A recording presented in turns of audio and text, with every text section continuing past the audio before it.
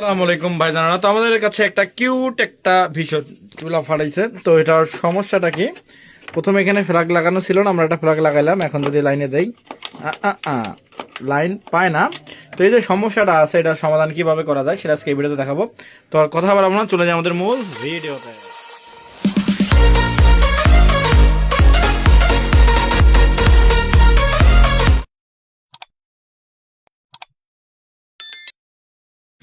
তো এই সার্কিটটা সাধারণত কমন সার্কিট বলা যায়, কারণ এটা সব চুলাতে আপনি দেখবেন, কিয়াম বলেন, নোভানা বলেন, ভীষণ বলেন, ভিগো বলেন, এভরিথিং সার্কিট আপনি এই সার্কিটটা খুঁজে পাবেন।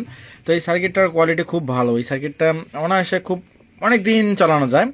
তো এটার যে সমস্যা হচ্ছে, পাওয়ার পাচ্ছে না। তো আমরা ফার্স্ট অফ অল দেখলাম এখানে অনেক সার্ভিসিং হয়েছে, অর্থাৎ অনেক টুকাটুকি জয়েন হয়েছে। যেমন যে এখানে জয়েন দিচ্ছে, এইটা আইসি পাল্টাইছে, তারপর 22 ওহম পাল্টাইছে, 4.7 ইউএফ এটাও পরিবর্তন করেছে।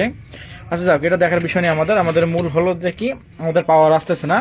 তো এখানে যদি আমি লক্ষ্য রাখি, দেখেন এখানে ফিউজটা ভিতর থেকে ড্যামেজ হয়ে গেছে, ফিউজটা ফেটে গেছে। এখানে সোজা একটা থাকবে, ওই ফিউজটা ফেটে গেছে। তো আমরা আগে কী করবো, ফিউজটাকে শর্ট করব, শর্ট করে দেখবো যে এখানে লাইন আসে কিনা। তো আমরা এখানে একটা জাম্পার দিয়ে শর্ট টেনে দিয়েছি, এটা চেক করার জন্য প্রাথমিক অবস্থায়। পরবর্তীতে এটা ফিউজ লাগাই দেবো, কারণ জাম্পার টানা এগুলা বেশি দিন যায় না, এবং জাম্পার টানাও যায় কারণ অনেক কাস্টমার আছে টাকা দিতে চায় না, বলে যে একটু কাজের জন্য এতগুলো টাকা, তো তাদের জন্য এরকম কাজ করতে হয়। তো আমরা লাইনে দিলাম। তো দেখেন সিরিজ বাতি ফুল জ্বলছে। এখন আমরা বুঝবো কিভাবে আমাদের আইজিবিটিটা ভালো আছে না খারাপ। এই জন্য আমাদের একটা জাস্ট কয়েলের লাইন খুলে দিতে হবে। আমাদের একটা কয়েলের লাইন খুলে দিলে আমরা বুঝতে পারবো যে আমাদের সার্কিট যদি চালু হয় আইজিবিটি খারাপ, সার্কিট যদি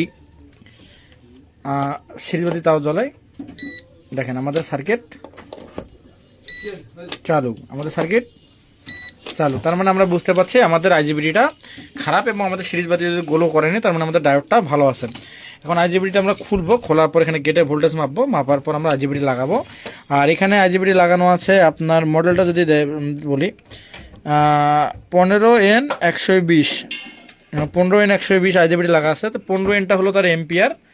আর একটু ভালো করে দেখাই আপনাদের জুম করে, এখানে দেওয়া আছে দেখেন 15N120। তো এখানে 15 এম্পিয়ার আইজিবিটি লাগানো আছে। আমরা এখানে 20 এম্পিয়ার আইজিবিটি এখানে ব্যবহার করবো, যাতে আরও দীর্ঘ পারফরমেন্স ভালো পাওয়া যায়।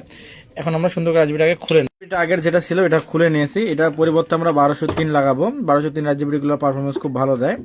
আর এটার সিরিয়াল হলো 436 সিরিয়াল ওটা আমরা আপগ্রেড লাগাবো। তো সর্বপ্রথম আমাদের গেট ভোল্টেজ মাপা দরকার। এখন অনেক ভাইরা বলে যে গেট ভোল্টেজ কিভাবে মাপবো, গেটে কত ভোল্টেজ আসবে, এটা নিয়ে আমরা একটা এখন দেখাবো আপনাদের। প্রথমে মিটারটা আমরা সিলেক্ট করব আমাদের ডিসি 12 ভোল্টে। ওকে, এই যে ডিসি 12 ভোল্টে সিলেক্ট করলাম। আপনারা যদি মিটার অপশন থাকে আপনার 200 ভোল্ট অথবা এরও বেশি থাকে, আপনারা সিলেক্ট করতে পারেন। আমি এখানে 12 ভোল্ট সিলেক্ট করলাম।